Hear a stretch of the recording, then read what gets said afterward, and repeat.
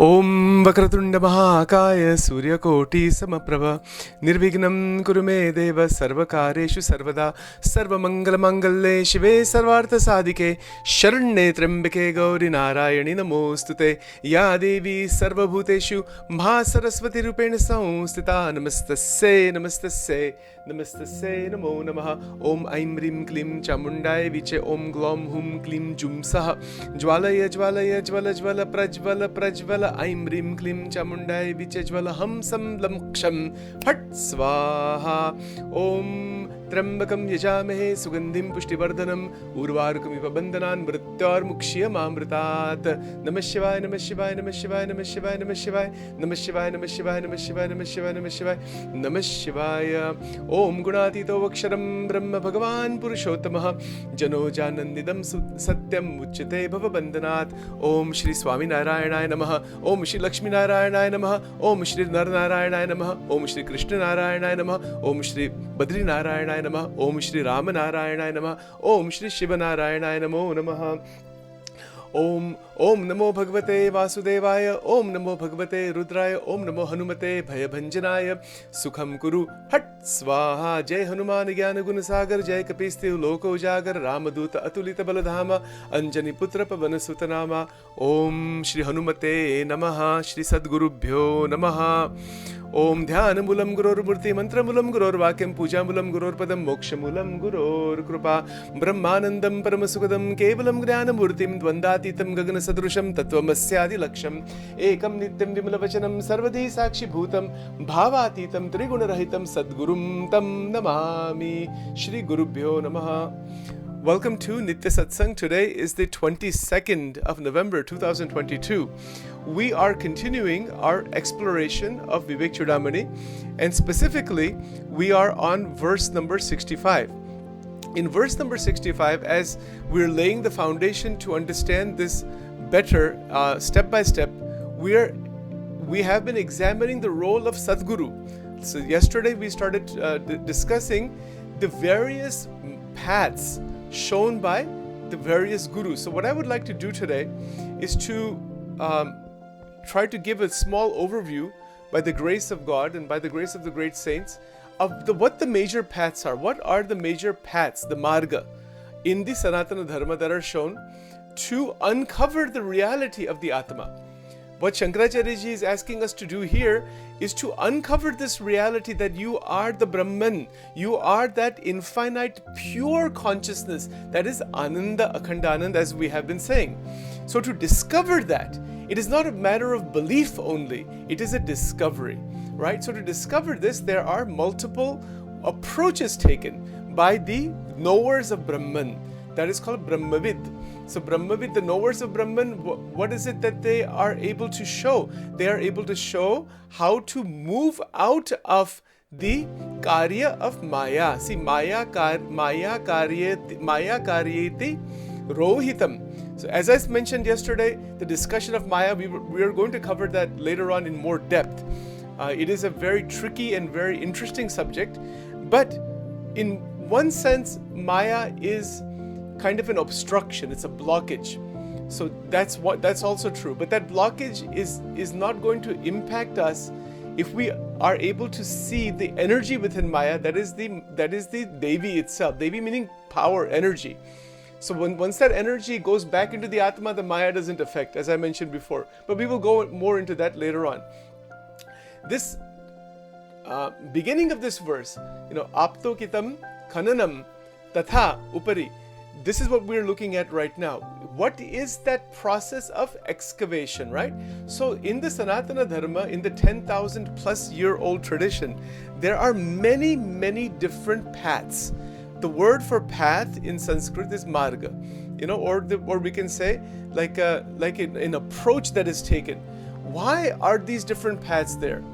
So they are there based on each individual's temperament and background. We mentioned this last time also. But the destination is one. What is the destination for everyone? That is the realization of the Atma Tattva. Now, what are these paths? What are they and what is to be done? In summary form, let's see if we can cover that without going into too much complexity or detail in that. So first of all, we all have emotion. Is it not so? We all have emotion. We have so many emotions in life circumstances, with our family, with our relatives, with our situations outside, with people outside. We are emotional beings. We have emotion. So each natural tendency we have gets transmuted. It's called parivartan. In Gujarati language we say prakriti nu parivartan. Parivartan means transmutation. So transmutation is the changing. It is the taking of the normal, usual emotions which are moving in polarity, different ways they're moving. We like some people, we don't like some people, this react in some way, all these things go on. We love some people, we don't. There's a fear, there is sometimes a lot of strength. So many different kinds of emotions come about from time to time. This is our life experience. The situations are different. So what the Sanatana Dharma is showing is to take our emotion, if we start with emotion, and to transmute. This is an important word, transmute. Transmute means to take that emotion and it evolves into divya bhava, divine emotion. Wow, this is something extraordinary. This transmutation from our normal, usual, human level emotions into divya emotion, divine emotion, divya bhava, that is bhakti marga. That is the path of bhakti yoga. We can say bhakti yoga if you want. You can say that also. But actually it is pronounced bhakti yoga. There's no real word like yoga. Although people are saying that, but it's actually in Sanskrit it is yoga. And the word yoga means to connect. Well, if it means to connect, what is it that is being connected? Well, connection means that there's two things that are separate that seem to be broken that need to be connected. So the connection is actually between our normal human activity of the mind and feelings and all into that divinity, into that Paramatma, into that absolute truth. That is the connection. That is yoga. So any of the yogas are different ways of connecting with joy, with Ananda, with Satchidananda, with God. Any name you can give, any way you can, it is possible to describe. So what is Bhakti Yoga? Let's just be very clear. What is Bhakti Yoga? These are the foundation ideas. Foundation must be very clear. Otherwise things will get confusing. Otherwise the path will not be as clear. So Bhakti Yoga, Bhakti is referring to two things. It is the activity of devotion, that is sadhana. That is what Shankaracharya ji is referring to here, the instructions given by the Sadgurus. So the Sadgurus from Vedavyas ji's times, even before Vedavyas ji, all the way until present, and in the future also, different types of sadhanas were developed by the Sadgurus, by the enlightened sages, the Brahmavid Purushas, who were experts in understanding the human condition. Is it not so? How can Shankaracharya ji write Vivekchudamani? How can Vedavyas ji write the Bhagavad Gita? How can any great scripture or even any great medical text or psychological text or any professional text be written unless one understands the human condition? So that human condition is seen as it is by the great rishis of lore from ancient times. And what did they discover? Which is what we can discover, that we have emotions. Yes, of course we have emotions. But what can we do with these emotions?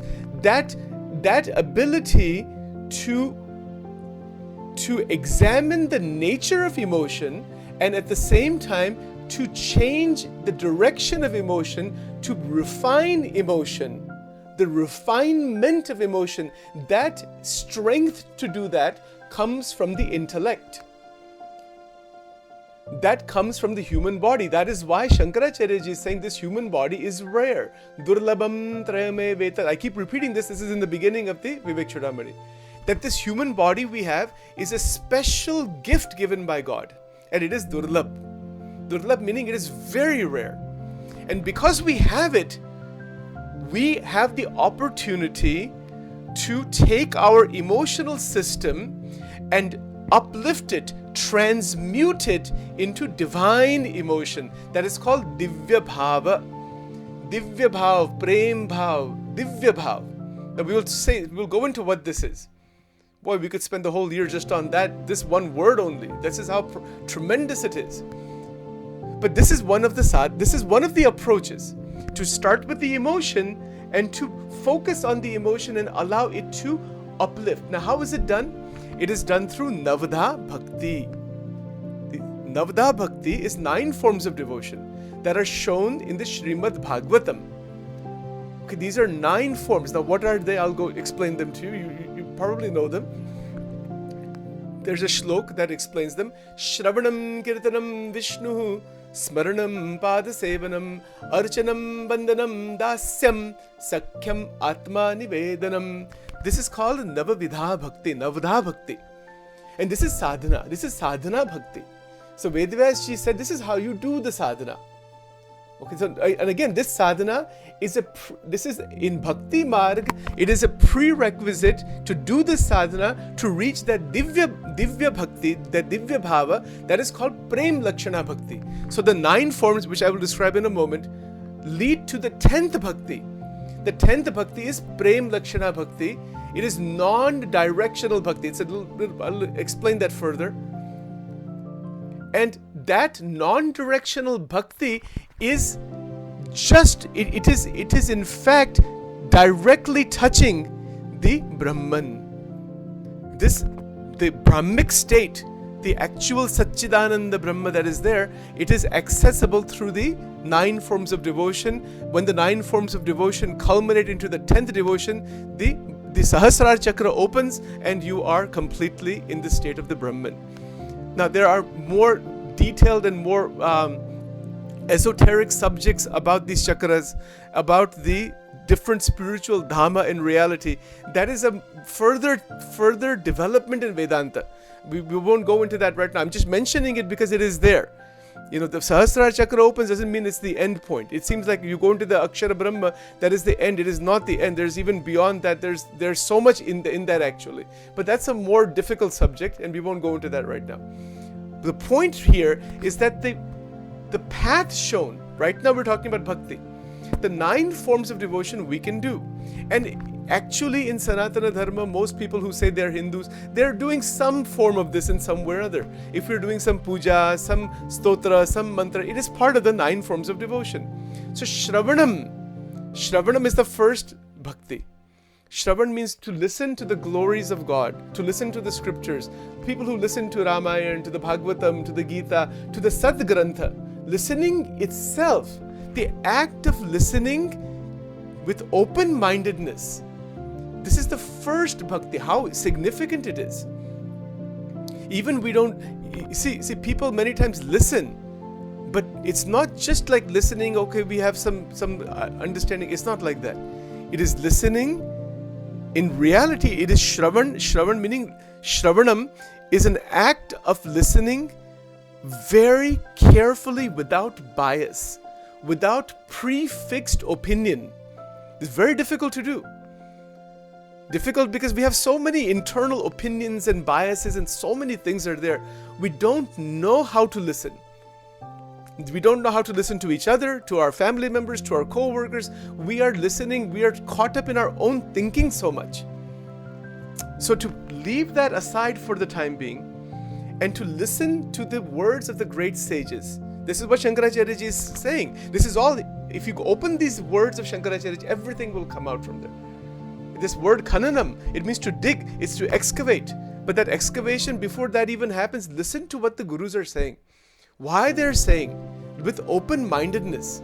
Sometimes what happens, we hear something from someone, and we say, no, I don't agree with that. But hold on. Be patient. See the whole picture. Listen to more of what they're saying. That kind of patience, that kind of study, that kind of respect for other people, including all the spiritual teachers and other teachers. If we don't have that, there is no chance of even going into the first bhakti. The Shravanam Bhakti is bhakti when we are listening to all ideas that are connected with spiritual realization. And from a bhakti point of view, the charitra of the incarnations of God. Now, that is another subject altogether. What are these avataras? Who are the incarnations? What is the concept of avatar? We'll have to cover it another time, because if I go into that now, we will have to spend 2 hours on that one. So which we don't have. The basic point is that an avatar is taking a form. It is a form taken to interact with us in our way. That is what is called avatar. But the actual being is not a human being. It's not, even we are not human being. We are divine being having a human form, human experience. Manushya avatar. In Swaminarayan Sampradaya, there was a Devanand Swami. Devanand Swami has written all these tremendous, beautiful Gujarati padas. Manasano avatar mongo nai male fari. It's a very, very beautiful padas. And these saints awaken that this is a very, very special avatar. So we are also taking an avatar, by the way. These avatars that we say, the 10 avatars or 24 avatars, that is a subject in the Srimad Bhagavatam. What they are, what is avatar, then avatari, wo bhi ek alag subject hai. That's another more advanced subject, avatar or avatari. But the point is, we are ourselves not a human being. We are playing the role of a human being. We are the Atma Tattva. By the grace of God, we have been given this human body, the mind, the indriyas, the senses. We have been given that for the purpose of higher realization. But that's not actually who we are. And this is the discovery of the sages, is that you are that divine being. You are not an entangled, fragmented, tormented, hurt person stuck in the limitations of Prakriti. No, that is not at all who we are. And that is what Vivekchudamani is all about. See, the word Vivekchudamani even refers to this, right? Viveka is that discrimination between real and unreal. That is the Vedanta idea, because Vivekchudamani is an Advaitic text. Advaita means what? One without a second. Well, what is one without a second? The me. The not the ego, the me. The Brahman, the me. And so to reach that, this Shravan Bhakti, very, very powerful. The Shravan Bhakti, it becomes Bhakti when we are listening with the aim of realizing God, and with our emotion connected into the act of listening that is devotional in nature. Then it is called Shravan Bhakti. Otherwise, it is just called you're listening to something and just intellectually thinking about it. So I'll give you an example. Okay. So for example, if we take the Bhagavad Gita, take for example chapter 15, verse number 15 in the Purushottam Prapti Yoga in Bhagavad Gita. Let's use an example to illustrate this point. That verse is like this: Sarvasya chaham rutisan nivishto mata smritir gnanam apohanam cha vaidaisya sarve ahameva vedyo vedanta krut vedavid eva chaham. This is the verse, right? The essence of this verse is that Bhagavan is saying, I have entered into the heart of every being. God exists in the heart of each being. Okay, we can listen to that. Now, a scholar can listen to this and do a scholarly exposition. Someone who is just interested in just learning what it says, okay, we can listen to it. But a bhakta, one who is listening to this same verse with the bhav of devotion, with that devotional attitude towards Bhagavan Krishna, towards God in general, that is a whole different kind of change in the system. So Shravan Bhakti is listening with the emotion that is having the devotional power inside. Emotion with the devotional power, devotional attitude. And we listen to that with devotional attitude. And so what does it do? It jumps it transmutes the emotion and takes it directly into divinity. See this point. Take for example a Ram Mandir. There's so many Ram Mandirs all over the world, right? We all, I think, are familiar with them. Somebody could go into the Ram Mandir, let's say some Westerner who doesn't know anything about Ram and all that, He goes and he says, what is this? Bhagwan Ram and Lakshman, your people are bowing down and doing all this. These are just statues. These are some dolls and all this thing. And what are these scriptures? He doesn't know anything. Koi mahima nahi hai iska. Right? So what happens? A person is just seeing this in just a very ordinary way. Now that same person begins to research Ramayana and begins to see the glory. Then gets more bhav inside, that he was some interesting being, some extraordinary being. Then learns about Valmiki. The more person learns, the more respect occurs. So this is the first stage. Initially, respect occurs. Then adoration occurs. That's called adoration. Is the next stage. Adoration, like you say, wow, this Rama is really something. Krishna is really, my God. That is adoration.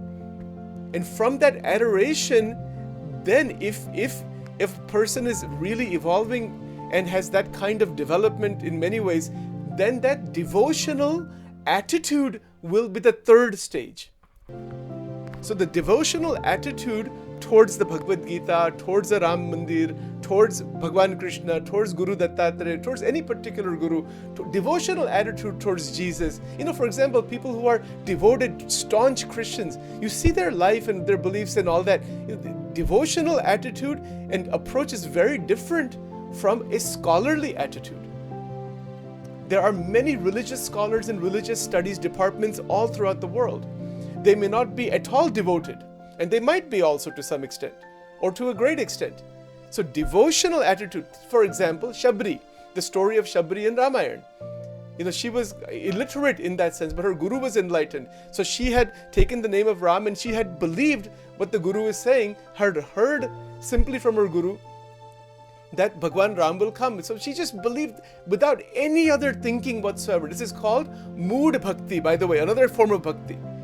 Again, this is all, when you open one subject, it's like an infinite thing. You just keep opening. It will just keep opening endlessly. But this is called mood bhakti. Even that, so there's even three kinds of the gopikas. These are the muda, prauda and all that. There's like three different types of the gopi bhav. That's a subject in Srimad Bhagavatam. The point is that when there is an adoration, that adoration can lead to bhakti. Bhakti is where the emotion is taking a very different bhava. It is a bhavna. It is a devotional, that me as a being, as a limited being, am devoted to you. I am worshipping you. That is called upasana. Now see, somebody can take Bhagavad Gita as a scripture and just study the Bhagavad Gita. And so this is very interesting, can understand the ideas, the philosophy behind it, and be a very good scholar, teacher, etc. But has zero devotion towards the Bhagavad Gita. Okay, that's up to them, no problem. Okay, it's okay. But now somebody has a devotion, will keep the Bhagavad Gita in the puja. Put some flowers on the Gita. Because that individual has seen something more than the scholarly pursuit, more than the intellectual pursuit, is connected from the inside into the language of the Gita and is feeling the Gita from inside. Isn't that different than simply studying the Gita? Okay, take a very simple analogy of a restaurant menu. This is very easy to understand, right? You go to your favorite restaurant and you have this awesome menu, like a 10-page menu. It has so many different items of appetizers and main meals, and you've got all the drinks and you've got everything you want. And you can be fascinated by the menu. Wow, this is awesome, this is awesome, this is awesome. Even you have the money to buy all the, you can spend $200 if you want. No problem, you have plenty of money to buy all that. But if you don't order anything and just leave the restaurant, you will leave hungry. You can be fascinated. It is possible to be fascinated by the words that are in the scriptures. It's called pushpitam vacha in Sanskrit. Many people are fascinated by these scriptural words, and they can talk for hours. In every tradition, you can even take their preachers, even in the Christian tradition, they can take one verse of the Bible and speak for 20 hours. I have seen them. You can take people in the Gita, scholars of the Gita, they can take one word only and speak for a whole year actually. It's like that, amazing. We respect all that. Absolutely beautiful. It's possible for Sachin to go to a restaurant, or any of you to go to a restaurant and talk about a strawberry shortcake for hours and hours without ever having seen a strawberry shortcake. What is more important, to actually talk about the menu that is on the restaurant, or to actually order something? Order something and then even after you order it, have it in front of you and put it in your mouth and enjoy, and you can say, wow, beautiful. This is the difference between conceptual understanding and anubhavatmak jnana. Anubhav is what? It is your direct anubhav. So that direct anubhav, that direct glory of God that comes from within your heart, that glories, to listen to the glories of the great incarnations and the great sages with a devotional bhavana, that is called Shravan Bhakti. And that is just the first one. There are 9 of them like this.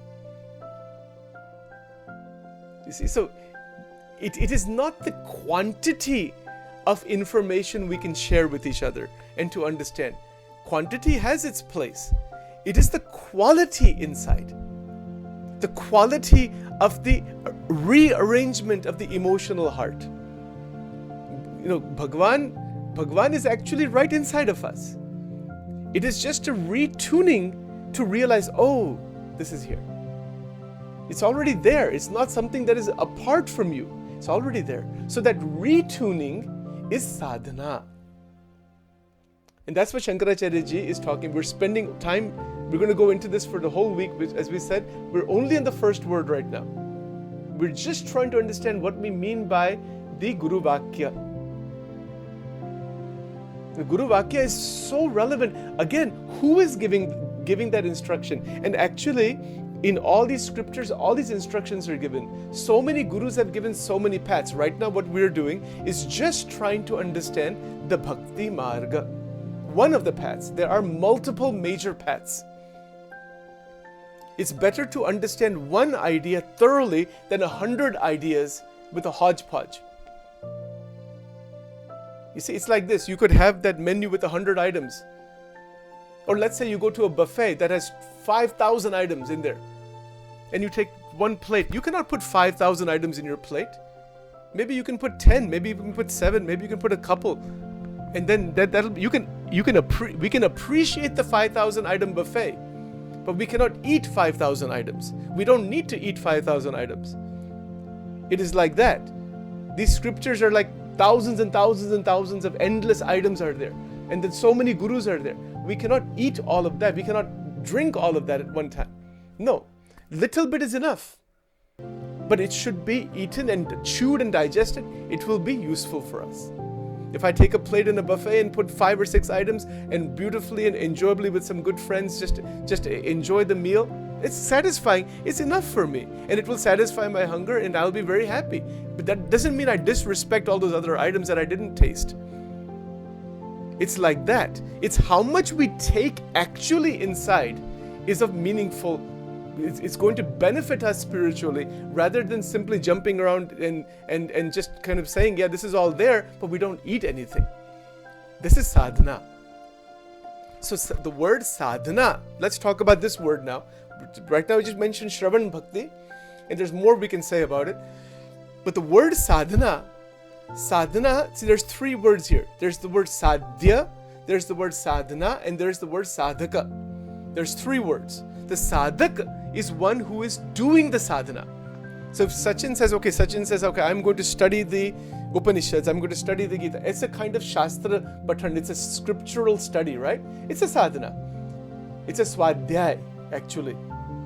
So that's one of the bhaktis also. That goes into the Shravan Bhakti also. But if Sachin says, no, I'm going to listen to bhajans for 30 minutes every day. And Krishna bhajan for 30, like Mirabai ki bhajan in 30 minutes. You can find them on YouTube. Just put Mirabai bhajan, you'll find thousands of them. There's so many. And okay, I want to listen to 30 minutes every day. This is called Kirtanam. Shravanam Kirtanam Vishnuhu Smaranam Pada Sevanam Archanam Bandhanam Dasyam Sakhyam Atma Nivedanam. Somebody says, no, I'm at the feet of the Lord. I am just a das. That is Hanuman ji ki bhakti aisi hai. Dasatva bhakti. We see that Das Hanuman. So it depends on your tendency. Somebody will say, no, I want to love Krishna. I'm a lover of the Lord. I'm in love with God. That is like Mirabai. That is Prem Bhakti. It depends on your tendency. You see, it depends on, I mentioned this yesterday and day before. In Vachanamrut, Maharaj has also mentioned, recognize your Anga. Anga meaning your natural tendency. And if you don't know what it is, sit down with some sages and others to figure out what that is. That where is my natural, what is the main path for me to take? And then to connect the others as a support. But somebody will say, no, my main path is bhakti. But even within bhakti, which bhakti is the main? Somebody will say, no, I want to just take the name, of Bhagwan. Bhagwan ka naam hi lena hai. Naam hi sarvasva hai. Okay, no problem. You can do that. Why not? But then one mantra, that becomes your Ishta mantra. Then that goes into the subject of Ishta Devata. So who is the Ishta? So in Bhakti, there is a Ishta Devata. Wo kya hai, we'll cover that another time. But the point is that even when we are doing Bhakti, there is so much to be understood in how to do this Bhakti so that it actually allows our emotions to transmute into divine emotion, into Divya Bhava, Prem Lakshana Bhava. What is the goal? Now, even though this is an extensive subject, there is a backdoor approach. The backdoor approach is what one can state. One can start with, Bhagwan is with me, God is everywhere and within me and everywhere. Anybody I see God first. Anyone I meet, I see Bhagwan. This technology of vision, this technique is shown in the Bhagavad Gita by Sri Krishna himself. He says it very clearly. Yo mam pashyati sarvatra sarvam cha mai pashyati tasyaham na pranashyami sachamena pranashyati. This is in the Bhagavad Gita. Now, if one wants to directly jump into God realization, this is the sadhana. It's only one sadhana. If you want to realize God right away, this is the shloka. That see God everywhere. The Ishta Devata, whoever the Ishta Devata is, Ganesha, Dattatreya, Sri Krishna, Bhagwan Swaminarayan, could be any particular guru, whoever you are attached to, see their presence everywhere. Yo mam pashyati sarvatra. And then when we do the puja archana of the murti, everything, infinite universes and everything that exists is in this murti in front of me. Sarvam cha mai pashyati. Pashyati means to see. Tasyaham na pranashyami sachamena pranashyati. So such an individual is with me continuously. If that consciousness called God consciousness is maintained, waking, sleeping, drinking, moving, while doing everything in the sansar, but this awareness is maintained, one is constantly free. It is the greatest sadhana and the greatest sthiti. Sthiti meaning state of realization. Sadhan bhi ye hai, sthiti bhi ye hai. There's a direct. Otherwise, there is long process of sadhana. You see, so one can go through long process of sadhana, which is okay, no problem. But because that long process is shown by the rishis, by the great gurus, because this one ultimate vision is not open yet. If Sachin's vision is open to see Bhagwan everywhere and everything, then all of the other sadhanas are not sadhana anymore. They are not done in the sense that I am doing sadhana. They are automatically done. It is not doing bhakti. One is inside bhakti, and bhakti itself is active. Not that I am doing bhakti. In the 9 forms of devotion, there is the I that is doing bhakti. In the 10th devotion, there is no I left to do bhakti. You are the bhakti. Tattvamasi. Amazing stuff is there, folks. Where to begin, where to end with all this, I really don't know. It's an endless ocean. It's an oceanic thing, actually. So we'll stop here for today, and we will continue tomorrow. We'll continue along these same lines further tomorrow. We'll do the closing prarthana right now.